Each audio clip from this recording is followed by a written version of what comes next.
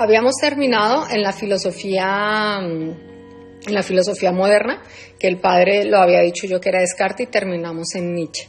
Ahora, eso empezamos ya a hablar de filosofía contemporánea. La filosofía contemporánea estamos hablando de fines del siglo XIX hasta nuestros días. Todo lo que es contemporáneo se trata de filósofos que están vivos. Entonces, el periodo de la filosofía, incluso de la historia, que por extensión se le llama ese nombre a la filosofía, porque son filósofos que están vivos. Las tradiciones filosóficas más significativas y abarcadoras del siglo XX fueron la filosofía analítica, en el mundo anglosajón sobre todo, y sobre todo con el tema pragmático, la filosofía continental, en la Europa continental, o sea, todo lo que no es Gran Bretaña, y también está en el surgimiento de nuevas corrientes filosóficas como el positivismo lógico, la fenomenología, que eso va acerca del espíritu, el existencialismo y el postestructuralismo. Este periodo, en la mayoría, los grandes filósofos más importantes trabajaron desde las universidades. No sé si se acuerdan que yo les comenté que, digamos que en todo el Renacimiento, todo lo que va antes del Renacimiento, o sea, todo lo que da el Medioevo hasta el Renacimiento, la filosofía hacía parte de los monjes, era enclaustrado. Luego, digamos que con el Renacimiento y la filosofía moderna, la filosofía muchísimos movimientos filosóficos salen de las universidades para crearse movimientos fuera de las universidades. Pero básicamente con la filosofía contemporánea encontramos nuevamente un regreso de los filósofos a la escuela, a las universidades. Uno, digamos que de los grandes, para mí, no para otros filósofos, sino para mí, es que la filosofía es endogámica. ¿Qué quiere decir? Que los filósofos andamos entre filósofos, vamos a congresos filosóficos y tenemos un idioma filosófico. De hecho, yo para preparar estas charlas y hablar de filosofía no es la misma forma en que yo me prepararía para ir a un congreso de filosofía. Yo tengo que cambiar completamente los términos, adaptarlos, dar muchos ejemplos. Y eso está bien. Pero para mí la filosofía no tiene sentido si una persona que está a mi lado no le puedo ayudar con todo lo que yo sé de filosofía. Entonces, algo de lo que yo he tratado de hacer acá es básicamente acercar a las personas a la filosofía, o sea, que la filosofía sea parte del quehacer de nuestras vidas, que no es algo que está en un libro que nadie va a leer muchas veces, ¿no? La filosofía tiene que ayudarme a mí, tiene que ayudar a mi próximo, tiene que ayudar a las personas, o sea, si no, para mí la filosofía no tiene sentido. Y por hacer este tipo de cosas, muchos de mis profesores me ven como una outsider, como alguien que está fuera del sistema filosófico. Pero, ¿por qué? Porque no hago parte de un sistema de investigación de una universidad. Y no me interesa. A mí lo que me interesa es estar justamente por fuera y hacer cosas. Entonces, pues bueno, eso es un poco de lo que les quería cerrar con la filosofía moderna. Hay unos filósofos que están vivos y que son muy interesantes de seguir y que cuentan cosas muy, muy interesantes y que, por ejemplo, ahora en Internet hay muchísimos que han salido hablando con esta situación. Por ejemplo, es el caso de Jürgen Habermas, que ya tiene como 90 años. Él sale de la Primera Guerra, de la Segunda Guerra Mundial de Alemania y está en Estados Unidos. Y él tiene una tradición de la hermenéutica alemana. Hace muy poco leí un artículo de él hablando acerca de este tema que es espectacular, así que se lo súper recomiendo. La profesora Marta Nussbaum, que es experta en el tema griego, o sea, es una de las personas que más sabe de Aristóteles, es espectacular. El francés Alain Badiou, el mediático esloveno Slavoj Žižek, que yo creo que todos lo habéis visto, que es uno gordo y que pelea y suda y transpira y tiene unas ideas y es muy caótico. Bueno, él es uno de los que está vivos. Me gusta que hablemos de filosofía oriental porque la filosofía no es solo occidental. Hay una teórica india muy, muy interesante que se llama Gayatri Spivak. La filósofa feminista Judith Butler es una mujer muy, muy importante en la filosofía porque es la que habla, digamos que retoma el tema de Simone de Beauvoir acerca del tercer género, de ese otro género, y se empieza a ver el feminismo y a estudiarlo como un movimiento filosófico. O sea, ya no es que yo salgo y hago una marcha, sino que hay toda una tradición de pensamiento con Judith Butler y todo el feminismo y todo, digamos que todo el movimiento gay en San Francisco parte de un poco de la base de Judith Butler. Ahora, el filósofo del lenguaje John Searle, que es una maravilla, sus libros son espectaculares, hay algunos que son muy comprensibles, también puedo recomendar algunos, porque explica la pragmaticidad de la sociedad y es muy interesante. Tenemos el antropólogo Bruno Latour, al político, uno de los hombres más espectaculares que yo he leído, que se llama Charles Taylor, que escribió Las identidades del yo, y significa cómo dentro de mi yo existen muchísimas identidades que tengo que aprender a reconocer. El nihilista Michel Onfray, que es espectacular. Jacques Rancière, que también tiene una obra magnífica, es extenso.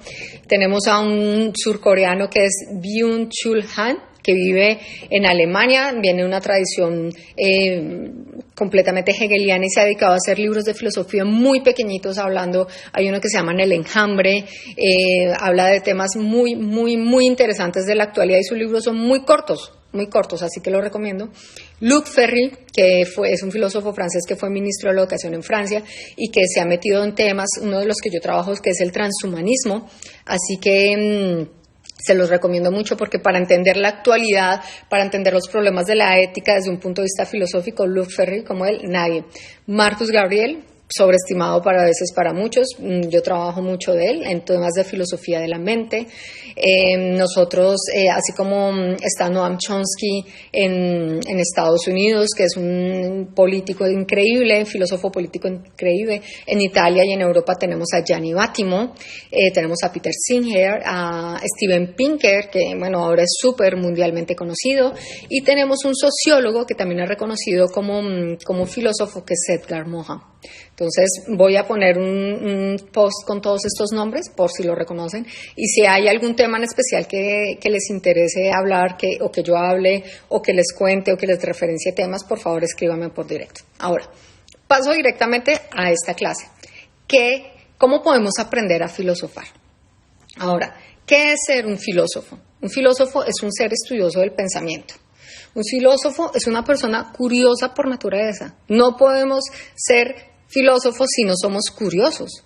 Un filósofo indaga, pregunta, cuestiona, disiente, especula, deduce, analiza, y no solamente sus propias dudas, sino las dudas de los demás y aquellas que atañen a nuestra labor del conocimiento.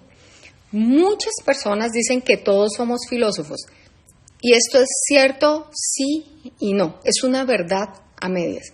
Yo creo que podríamos decir que más que todos seamos filósofos, todos hacemos filosofía, porque un filósofo es alguien que se indaga todo el tiempo. O sea, un filósofo no es alguien que estudió una carrera para ser filósofo. Yo soy filósofa desde pequeña y eso lo descubrí en la universidad. Y soy filósofa como madre, soy filósofa como esposa, soy filósofa como amiga. O sea, no dejo de ser filósofo. Así que no es que todos seamos filósofos, sino que todos hacemos filosofía en algún momento de nuestras vidas. Acá estoy saludándolos a todos. No puedo leer los comentarios, lo lamento porque me distraen, pero los voy a leer al final, sobre todo porque vamos a hacer un ejercicio. Ahora, todas las personas en algún momento de sus vidas tienen momentos donde los asaltan preguntas existenciales. Ahí estamos haciendo filosofía. Cuando las personas nos hacemos estas preguntas, generalmente nos las planteamos en un momento de nuestras vidas que nos está exigiendo esta clase de cuestionamiento. O sea, estas preguntas no llegan como un paracaídas a nuestras vidas, no. No es algo que aparezca de la nada, llegan por algo.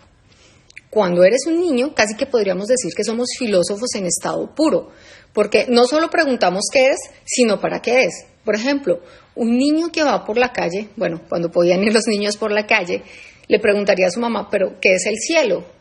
Y además le preguntaría, ¿y para qué sirve? ¿Y por qué está arriba? ¿Y por qué? ¿Y por qué? ¿Y para qué? Y en su cabeza, depende de la pregunta que nosotros le demos o la respuesta que le demos, él comienza a establecer relaciones de conocimiento con otras ideas que él tiene de cielo. Y si no las tiene, empieza a crearlas. Por eso es tan importante hablarle con la verdad a los niños. A los niños no hay que mentirles, incluso desde pequeños. Ejemplo, cuando un niño pregunta por su abuelo que se acaba de morir, y la mamá, creyendo hacerlo bien, porque esto no se hace por maldad, sino que queremos hacerlo bien, diciéndole, no, es que tu abuelo se acaba de dormir. Entonces, este es un niño candidato directo a tener problemas con el sueño. ¿Por qué? Porque si él entiende que su abuelo se murió pero durmiéndose, Entonces él va a tener miedo de dormir porque eso también le puede suceder a él. O va a tratar de buscar en sus sueños a su abuelo. O pensará que dormir es relación de muerte. O va a tener miedo de dormir. O sea, podemos crearle muchísimos problemas más de los que creemos evitar diciéndole mentiras a los niños. Los niños no son tontos. Hablemosle con la verdad. Evitemos como padres crearles problemas futuros mentales a nuestros hijos. Ahora, pasemos a la adolescencia. En la adolescencia, donde las hormonas están en contra nuestra, empezamos a plantearnos preguntas ya no a nivel exterior. O sea, ya no preguntamos qué es una silla, qué es una lámpara, qué es una ventana, qué es el cielo. No, ya las preguntas vienen de adentro. Estamos preguntándonos, ¿quién soy yo? ¿De dónde venimos? ¿Existe Dios? ¿Cuál es la razón de mi existencia? ¿Qué es el alma? ¿Cuál es mi lugar en este mundo? ¿Tengo sentido? ¿Tiene sentido mi familia? ¿Tiene sentido mi lugar en este mundo? ¿Tiene sentido lo que hago? Muchas veces, muchísimas veces, estas preguntas, al no tener una respuesta evidente, se quedan sin respuesta porque esta respuesta necesita un trabajo de reflexión. ¿Qué pasa cuando uno de nuestros hijos nos hace una pregunta trascendental como esta? O un familiar o un amigo. ¿Cuál es la actitud que nosotros tenemos ante esta pregunta? De la actitud que nosotros tengamos al responder a esa persona que está teniendo una necesidad existencial, va a ser el resultado de la reflexión de la persona que lo esté preguntando. Nosotros influimos en la visión de los otros. Mucho cuidado con eso.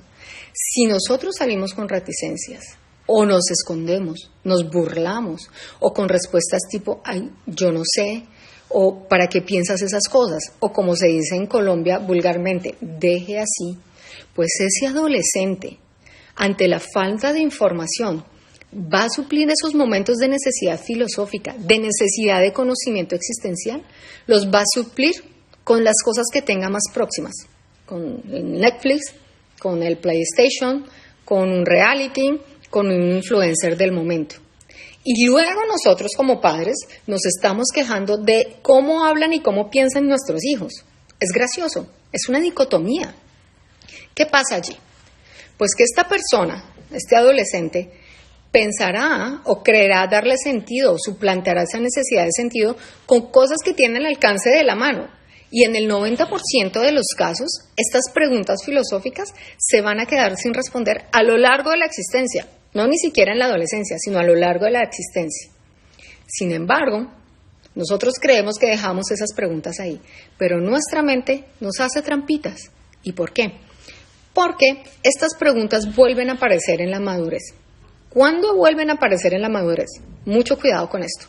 Cuando nos sentimos solos, cuando perdemos el trabajo, cuando terminamos una relación, cuando sufrimos una pérdida o cuando nos muere alguien que es muy cercano.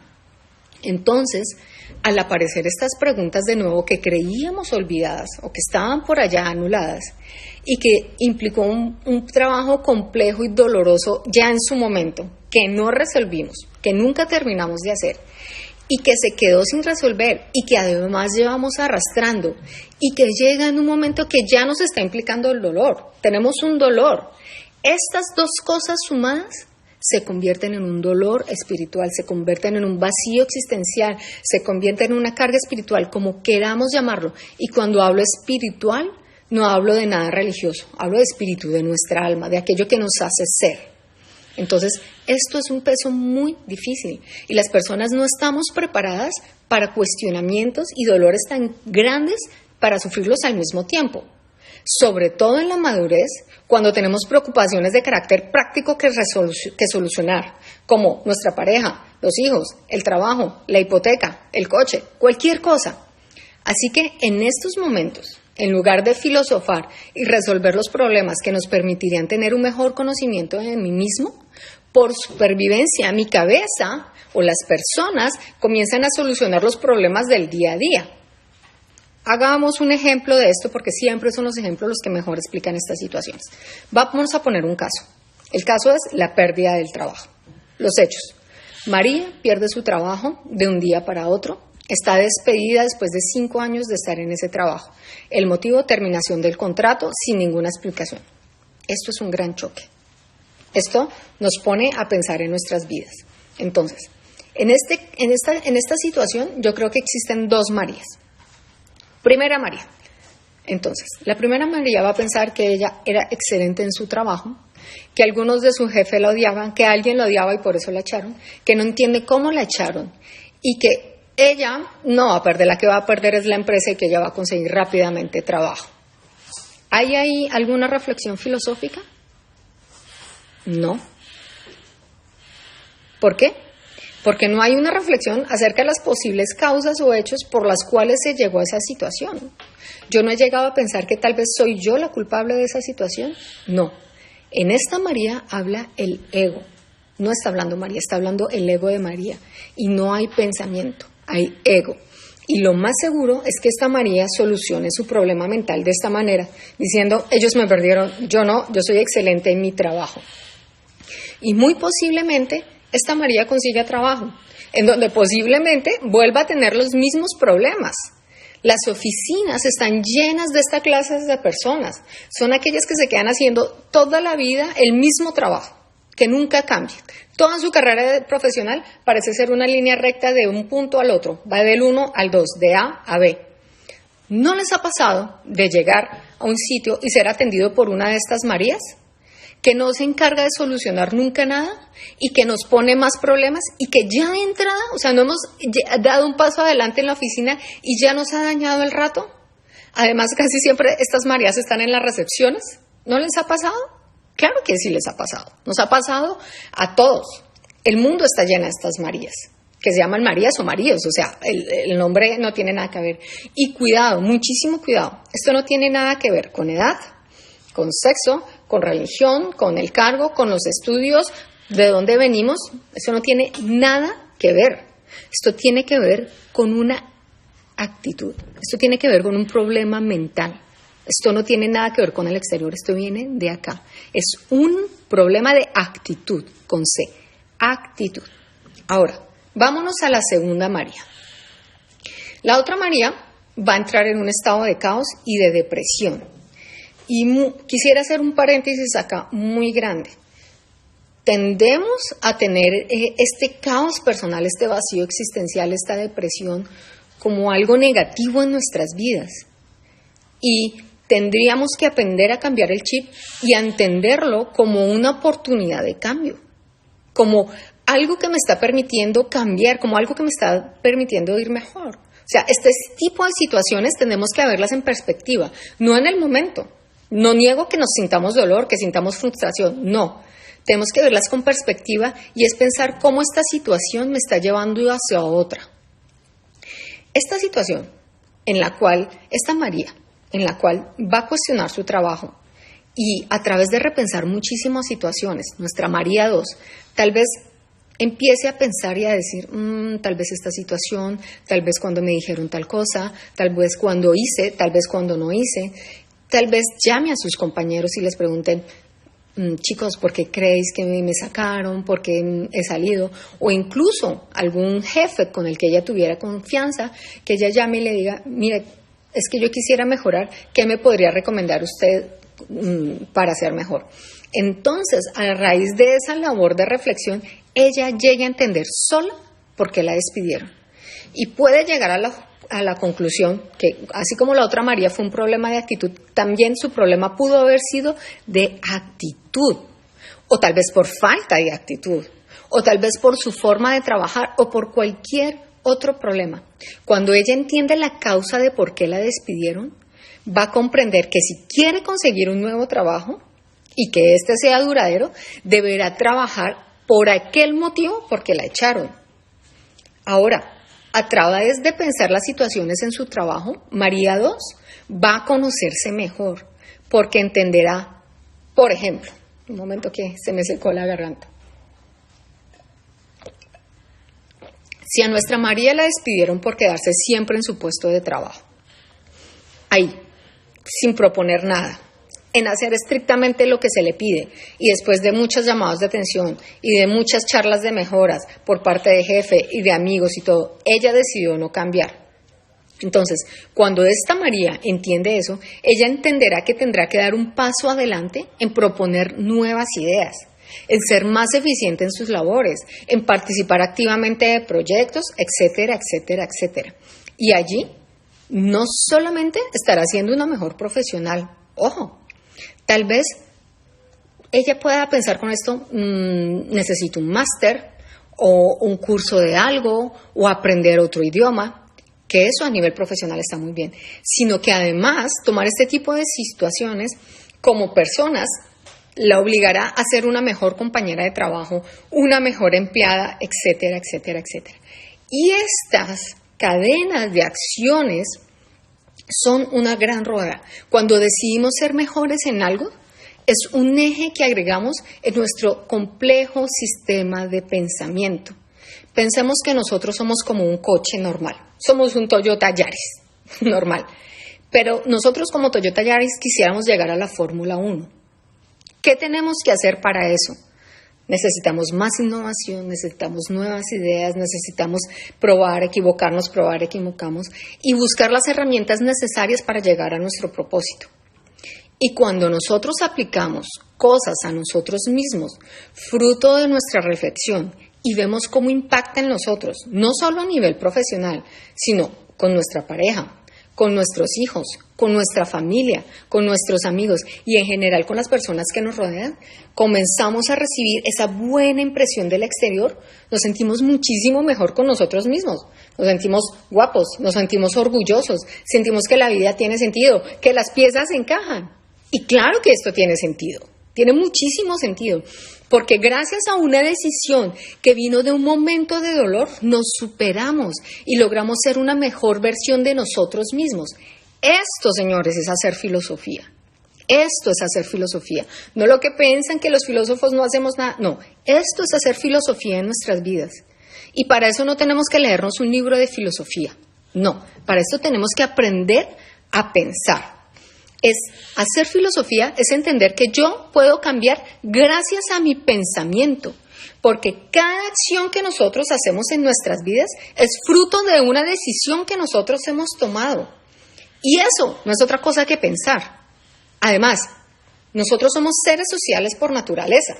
Necesitamos el reconocimiento de los demás. Nosotros nos vemos en los ojos del otro y no existe nada más satisfactorio en nuestras vidas que ser reconocidos por el otro, por aquel que está fuera de nosotros. Ahora, que también nos podemos equivocar, por supuesto, y no está mal, pero entre más nos equivoquemos, más nos conoceremos. De cada 5 intentos que hace un león por cazar a su presa, solo una vez acierta. ¿Qué quiere decir? Que solamente el 5% de las veces acierta. Y es el rey de la selva. Ahora, voy a ponerles un problemita que me gustaría que me ayuden a contestarlo acá a través de sus comentarios. Ahora sí voy a poner comentarios para demostrar cómo tenemos que empezar a ver la filosofía en nuestras vidas. Este es un ejercicio. Yo voy a leer un problema y quiero escuchar sus respuestas acá. Entonces, el problema se llama el camino del monje. Un monje parte del amanecer de su monasterio hasta la cima de una montaña, donde llega tras un camino de varias horas. Se queda a descansar y a dormir y por la mañana regresa, baja de la montaña a la misma hora para regresar a su monasterio. Es posible que no tardara lo mismo en ir que en volver. Y da igual si su velocidad fuera constante o cuántas veces haya parado para descansar. El monje pasó por algún punto del camino exactamente a la misma hora, pero con un día de diferencia. ¿Por qué? ¿Quién me dice por qué? ¿A quién se le ocurre? Vuelvo a repetir el problema. Un monje parte al amanecer de su monasterio hasta la cima de una montaña donde llega tras un camino de varias horas. Se queda a descansar y a dormir esa noche y sale por la mañana de la montaña a la misma hora para regresar a su monasterio. Es posible que no tardara lo mismo en ir que en regresar y da igual que su velocidad no fuera constante. O cuántas veces se paró para descansar. El monje pasó por algún punto del camino exactamente a la misma hora, pero con un día de diferencia. ¿Por qué? ¿Nadie se imagina la respuesta? La gente diría, no, pero no sé qué. Pues la respuesta es esta. Imaginemos que no es un monje, sino que son dos, que salen a la misma hora de puntos opuestos. Si siguen el mismo camino, pues en algún momento se tendrán que cruzar. Ahora parece muy obvio, ¿no? Pues eso es la filosofía, empezar a pensar cosas que no vemos claramente. El filósofo no busca respuestas de un problema en primera instancia. El filósofo buscará la problemática, determinará causas, consecuencias, hechos, premisas, argumentos que permiten entender cualquier idea del problema desde un punto de vista diferente al evidente. Es en la forma de cuestionar que podemos llegar a conocer mejor una situación o nosotros mismos. No podemos dar una respuesta diferente a la de evidente si primero no entendemos bien el problema. Ahora, es posible conversar sobre esta y otras muchas cuestiones en cualquier situación. En principio, todo hombre está capacitado para reflexionar sobre las dimensiones más profundas de la vida. ¿Significa esto que todos los hombres somos filósofos en el sentido estricto de la palabra? ¿Que no es necesario disponer de una formación especial para ejercer esta ciencia? No. Pero significa que la filosofía es distinta a las diferentes ciencias y que en principio todo hombre es capaz de razonar y ejercer filosofía. Ahora, tenemos miedo a pensar. Ese es un gran problema y no lo tenemos de manera consciente, lo tenemos de manera inconsciente. Tenemos miedo a pensar porque no nos han enseñado a pensar. Nadie nos ha enseñado a hacerlo. Pese a que lo hacemos nosotros sin darnos cuenta el 90% del tiempo. Además, estamos en una sociedad que nos exige cada vez mayor rapidez y eficiencia de nosotros, con lo cual el acto de pensar adquiere un sentido utilitarista. ¿Qué significa esto? Que pensamos lo que necesitamos pensar. ¿Qué pensamos nosotros en el día? ¿Cuál será la ruta más rápida para llegar a un sitio? Pero ahora tenemos Waze y Google Maps que nos dicen, entonces ya ni siquiera necesitamos pensar eso. ¿Cuál es el máster que me conviene más? ¿Cuánto tengo que ganar para vivir? ¿Dónde voy a ir de vacaciones? ¿Qué debo hacer para bajar de peso? ¿Cuál es el mejor colegio para mis hijos? ¿Cómo tengo que hacer para obtener un ascenso? Pero, ¿y dónde está el autoconocimiento y el cuestionamiento personal? ¿Dónde está? El hecho de no resolver nuestras dudas existenciales, sumados a no hacer la tarea de autoconocernos, como lo hablé ya en uno de mis videos anteriores, hace que tengamos ideas erróneas sobre nosotros mismos. Si no nos conocemos, vamos a tomar decisiones incorrectas. La mayor parte de los fracasos emocionales están relacionados con este tema, porque nos enamoramos de un ideal, pero no de una persona. Y cuando descubrimos a la persona, nos damos cuenta con muchísimo dolor que mucho de lo que en esa persona pueden ser una gran cualidad, para nosotros pueden ser el mayor defecto. ¿Culpa de la otra persona? No, culpa mía. Es mi culpa. Por no saber lo que me gusta, por no saber lo que no me gusta, por no saber qué acepto y por no saber definitivamente qué acepto, de lo que soy capaz de dar y hasta dónde quiero recibir. El manejo y la gestión de las expectativas en una sociedad que nos vende perfección es uno de los grandes debates de nuestra época. Y esto no solo aplicable únicamente con nuestra pareja, sino con nuestra familia, nuestros amigos, el trabajo. Así que, amigos, mi llamada hoy es: necesitamos más filosofía en nuestras vidas. Necesitamos aprender a filosofar en nuestras vidas. Y bueno, hasta aquí llego hoy. No sé si hay no sé si ya hay preguntas. Si alguien tiene una pregunta, la puede hacer en este mismo. A ver, no sé si habían preguntas antes, voy a leer.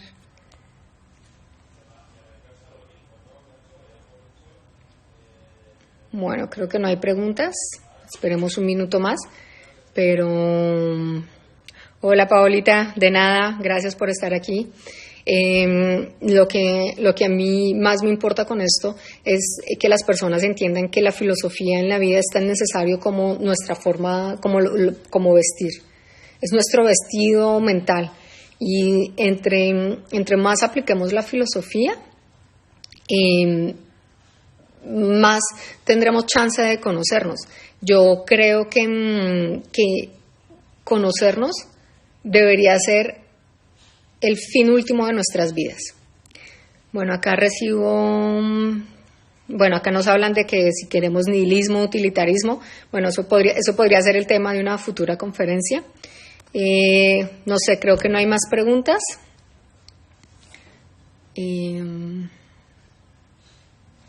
Nada, pues bueno, entonces, nada, como no hay preguntas, nos podemos comunicar por mensajería.